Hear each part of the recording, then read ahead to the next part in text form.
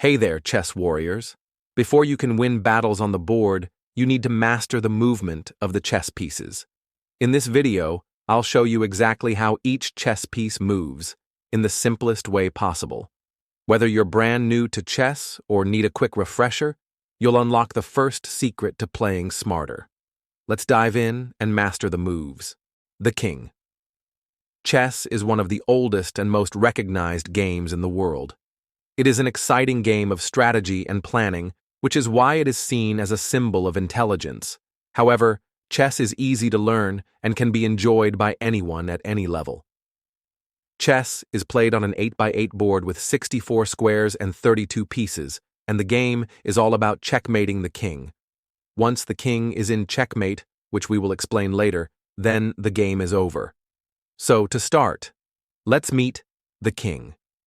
Even though the king is the most important piece in chess, it is not the most powerful. The king can only move one square at a time in any direction. Here are the squares where the white king can currently move. Here is the one move. Now the king can move here. And here is another king move. In chess, both players have an identical set of pieces. You have a king, and so does your opponent. Each player will take turns making a move until the game is over. It's your turn to practice moving the king. The queen. The king might be the most important piece in chess, but the queen is by far the most powerful. Like the king, the queen can move in any direction forward, backward, to the sides, as well as diagonally. Unlike the king, the queen can move as far as she wants in any direction. But the one thing the queen cannot do is jump over other pieces. Let's look at some queen moves. In this position, the queen can go all the way up to the diagonal. She can slide all the way across the board. She can now move all the way down here, or she can make some shorter moves like here, here, and here is another queen move. Earlier, we mentioned that the queen cannot jump over other pieces. In this position, let's say the queen wants to get to this square. Notice that the king is currently in the way of the queen, so the queen will have to move another square first, and only then, on the next turn, could the queen move here. Now that you have learned how the queen moves, it's your turn to practice moving the queen. The rook. After the queen, rook is the second most powerful piece. It can move up, down, into the sides as far as it wants, but the rook can only move in straight lines. Like the other pieces we have looked at so far, the rook also cannot jump over any other piece. Let's take a look at some rook moves. In this position, the rook can move straight up, it can slide to the corner, it can move all the way down to the board, now it can swing to the other side, or it can make some shorter moves like here and here. Now you have learned how the rook moves. It's your turn to practice moving the rook. The bishop. The bishop is one of the most interesting pieces in chess because it can move as far as he wants, but only on diagonals.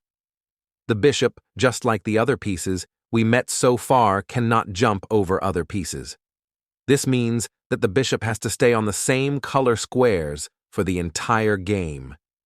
In chess, you get two bishops. This bishop is called the light square bishop because it can only travel on the light squares. Meet the other bishop that you have in the game, the dark square bishop. It moves exactly like the light square bishop, but only on the dark square diagonals. Now, you have met the both bishops, let's take a look at how they move. With just one move, the dark square bishop can enter the longest dark squares diagonal on the board. Let's do the same with the light square bishop. Now, notice, no matter how many bishop moves we make, the bishops never cross paths.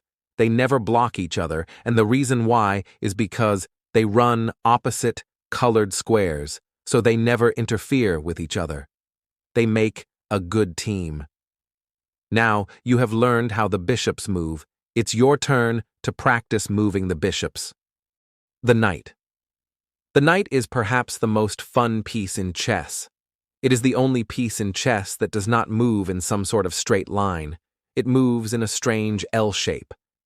The other interesting thing about the knight is, it's the only piece in chess that can jump over other pieces, like this. It takes a little practice to understand exactly how the knight moves. It goes 2 squares in one direction and then 1 square to the side, like this. Highlighted are all the possible squares the knight can move to on the next turn. Notice that all these moves are in the same pattern, 2 to the side and over 1, like this, or like this, up 2 and over 1, or down 2 and over 1. Also, notice that knight moves to the dark square from a light square, and then on the next turn it moves from a dark square to a light square.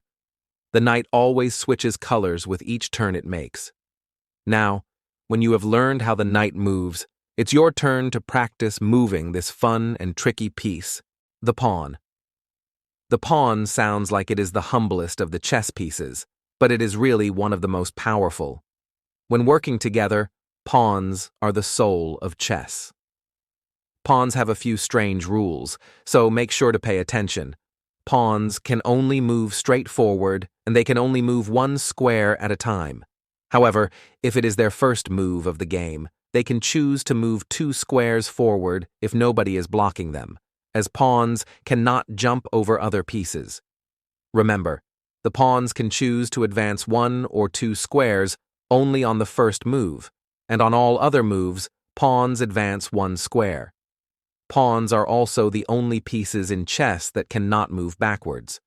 One of the things that makes them strange is that while they can only move straight forward, pawns can only capture diagonally, and they can only capture 1 square away diagonally, even if it is their first turn. We will explain capturing in one of the next lessons. Let's see some pawn moves. In this position, since this pawn is yet to move in this game, white decides to move it 2 squares forward. Black, on the other hand, only advances this pawn 1 square. Remember, even if you can move your pawn 2 squares on its first move, you are not forced to do so.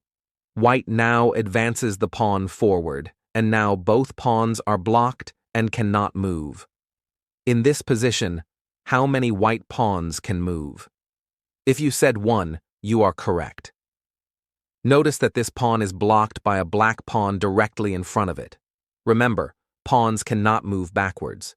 White now has the option to move this pawn 1 square up. Notice that this pawn cannot move 2 squares forward because the black pawn blocks it.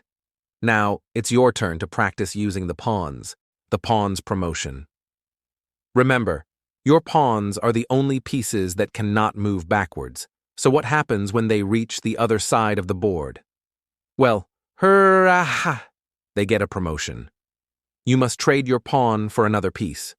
It can be a knight, a bishop, a rook, or the powerful queen. It cannot stay a pawn, and it cannot become a king also. It does not have to be one of the pieces already captured in the game. Every pawn has the potential to be promoted into a queen. You could trade for another queen and have 2 queens on the board, which is incredibly powerful. Now, let's practice promoting some pawns. And that's it. You've now mastered how every piece moves on the board. This is just the beginning of your chess journey. In the next videos, we'll dive deeper into strategies, tactics, and how to actually win games. If you found this helpful, make sure to like the video, subscribe, and turn on notifications so you never miss a move. Let's make every move a power move. Keep practicing, stay sharp, and I'll see you in the next one.